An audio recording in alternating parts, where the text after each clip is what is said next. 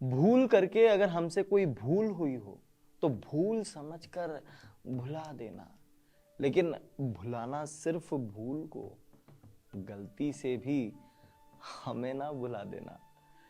फना film का ये dialogue जिस सादगी के साथ काजोल कहती है, उससे एक बात तो साफ हो जाती है कि उन्हें कोई भुलाए नहीं भूल सकता। एक्ट्रेस की एक्टिंग, डायलॉग डिलीवरी, डांस, सब कुछ बहुत खूब तरीके से बड़े पर्दे पर देखने को मिला है।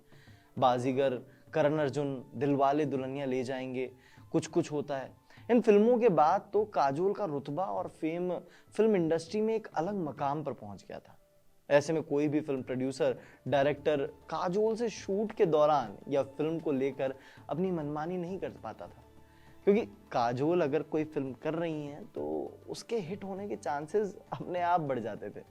लेकिन क्या हो अगर मैं कहूं कि काजोल को अपने प्राइम टाइम पर, मतलब करण अर्जुन, दिलवाले दुल्हनिया ले जाएंगे, ऐसी फिल्म्स की रिलीज के बावजूद एक डायरेक्टर के सामने हार माननी पड़ी थी। चौंके? चलिए फिर पूरा किस्सा बता देते हैं। नमस्कार, मेरा नाम है आर्यमन गौतम और आप देख रहे हैं इंडिया टीवी शोबिज की स्पेशल पेशकश बॉलीवुड के अनसुने किस्से। तो देखिए, ये बात है साल 1999 की, जब काजोल का बॉलीवुड में दर्जा काफी बड़ा था। उस समय देखा जाए तो काजोल के पास फिल्म की कतारें लगी हुई थी।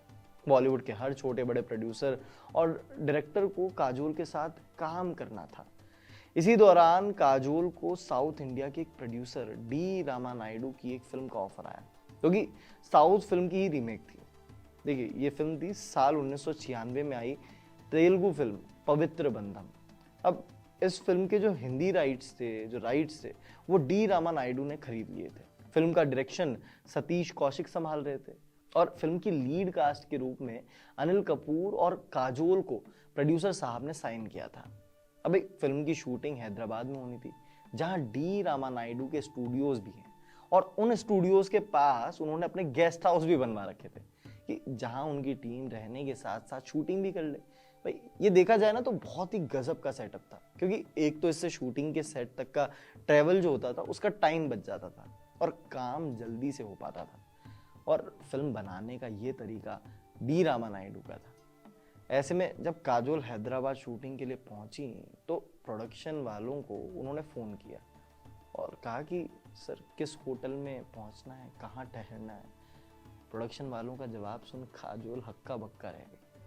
प्रोडक्शन टीम ने काजोल को बताया कि ठहरने के लिए कोई होटल नहीं है, बल्कि प्रोड्यूसर साहब के स्टूडियो के पास जो गेस्ट हाउस बना है उसी में सबके रुकने की व्यवस्था की गई है, आपको भी वहीं ठहरना होगा। अब चक्कर ये था कि काजोल उस समय इंडस्ट्री का जाना माना नाम थी। ऐसे में किसी गेस्ट हाउस में शूट करने के सीन तो उन्होंने बहुत किए होंगे, लेकिन शूट के दौरान गेस्ट हाउस में रुकने का सफर उन्होंने तय नहीं किया था। जाहिर सी बात है, ये सुनकर काजोल को अजीब लगा कि भाई, एक बड़े स्टार होते हुए भी उन्हें एक लग्जरी होटल में रुकने की बजाय एक गेस्ट हाउस में रुकना पड़ेगा। और काजोल ने भी प्रोडक्शन वालों को साफ साफ कह दिया कि वो सिर्फ ताज जैसे होटल में रुकेंगी, गेस्ट हाउस में नहीं रुक पाएंगी। अब इस मझधार में अकेली काजोल तो थी नहीं, अनिल कपूर जी भी फिल्म का हिस्सा थे और काजोल को यही लग रहा था कि जाहिर सी बात है भाई कि आप उन्हें गेस्ट हाउस में नहीं रुकवा सकते। यही सोचते हुए उन्होंने अनिल कपूर जी को फ़ोन मिला दिया और कहा कि आप कुछ बात कीजिए प्रोड्यूसर साहब से कि हमारी तो एटलीस्ट वहाँ पर रुकने की व्यवस्था करवाई जाए होटल में। अनिल कपूर साहब काजोल के बहुत अच्छे दोस्त थे। काजोल के कहने पर उन्होंने प्रोड्यूसर डी रामा नायडू को फ़ोन कर दिया और बताया कि काजोल गेस्ट हाउस में रुकने को तैयार नहीं है और उनके लिए होटल में एक रूम बुक करवा दीजिए। अब यहाँ मसला ये था कि डी रामा नायडू साउथ के डायरेक्टर थे और वहाँ ज़्यादातर यही होता था कि जो भी एक्टर फिल्म में काम करने वाले हैं उसे उसकी मुंह मांगी कीमत मिलती थी। आप बताइए, हम आपको उतने पैसे देंगे, हाँ, लेकिन बजट के अंडर में। ऐसे नहीं कि फिल्म 4 करोड़ की और एक्टर को 1 करोड़ देने पड़ रहे हैं क्योंकि इससे पूरा सिस्टम बिगड़ जाता था। पूरी साउथ इंडस्ट्री में काम करने का तरीका यही था, जिसमें स्टार्स को उनका मुंह मांगा मेहनताना दिया जाता था, मगर इसके बाद उन्हें प्रोड्यूसर के तौर तरीकों के हिसाब से काम करना पड़ता था। वहीं अगर बात करें बॉलीवुड की तो वहां पर पूरा सीन उल्टा हो जाता था। फिल्म स्टार्स के साथ भाव-ताव करके प्रोड्यूसर्स जो हैं उनका मेहनताना कम कर देते थे और बाद में शूटिंग के दौरान फिर वो एक्टर्स के नखरे झेला करते थे। अब यही कारण था कि काजोल को लगा कि प्रोड्यूसर उनकी बात मान लेंगे, उनको माननी पड़ेगी, उनको यही लग रहा था। लेकिन डी रामा नायडू ने अनिल कपूर को साफ-साफ कह दिया कि रहना तो उन्हें गेस्ट हाउस में ही पड़ेगा और अगर वो नहीं रहना चाहती हैं तो जो साइनिंग अमाउंट वो लिया है उन्होंने वो उन्हें वापस कर दें। अब प्रोड्यूसर साहब इतने सख्त थे कि ये बात सुनकर अनिल कपूर काजोल को बताते इससे पहले तो उन्होंने दूसरी एक्ट्रेस से फिल्म के लिए पूछ भी लिया। इसके बाद अनिल कपूर ने काजोल से बात करके उन्हें बताया कि वो खुद भी इसी गेस्ट हाउस में रुक रहे हैं और अगर इस शर्त पर वो फिल्म ठुकराना चाहती हैं तो रामा नायडू ने दूसरी एक्ट्रेस का बंदोबस्त भी कर लिया है।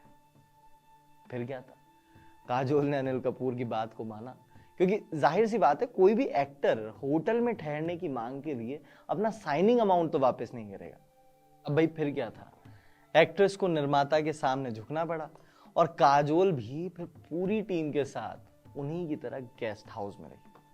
काजोल और अनिल कपूर के लीड किरदार में बनी इस फिल्म ने बहुत धमाल मचाया और फिल्म का नाम था, अभी कहानी का बखान हमने कर दिया है तो फिल्म का नाम आप सोचिए और हमें कमेंट सेक्शन में बताएं।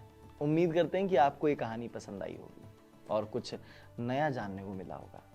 अगले हफ्ते फिर मुलाकात होगी एक नई कहानी के साथ, एक नए किरदार के साथ। तब तक के लिए शुक्रिया।